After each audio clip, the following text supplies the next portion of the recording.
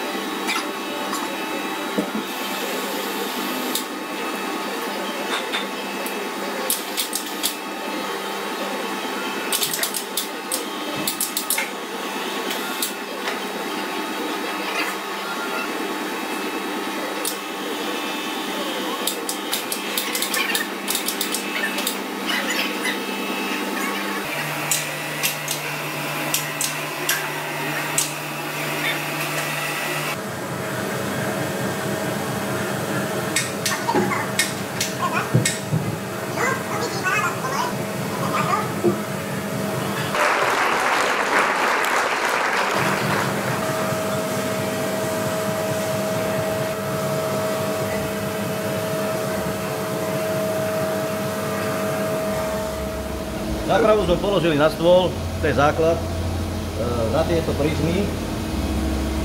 Akurát na tieto plôžky nám to vyšlo, ale premeral som to a táto X-ová plocha, X-ová os sedí zhruba na 100, ale Y-ová asi na 3 mm. Takže musíme túto stranu nejakými podložkami podložiť, aby sme to dostali do roviny. No, poďme na to možno, že nejaká hodinka a bude to hotové.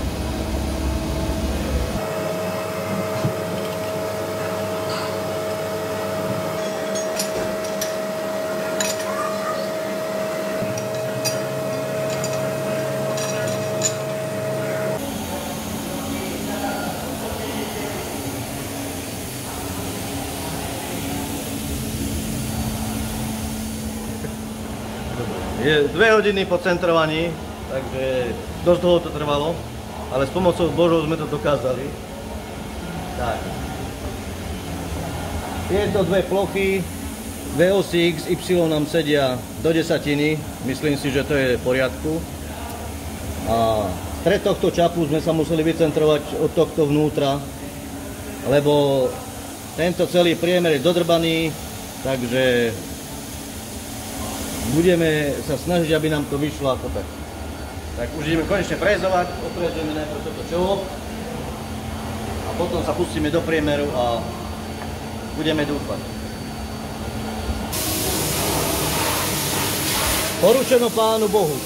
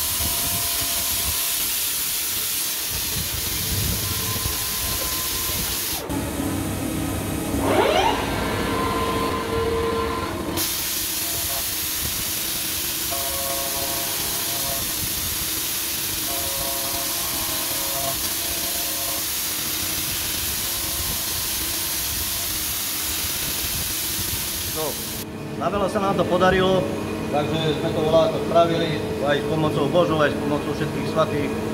Takže môžeme to zhodiť.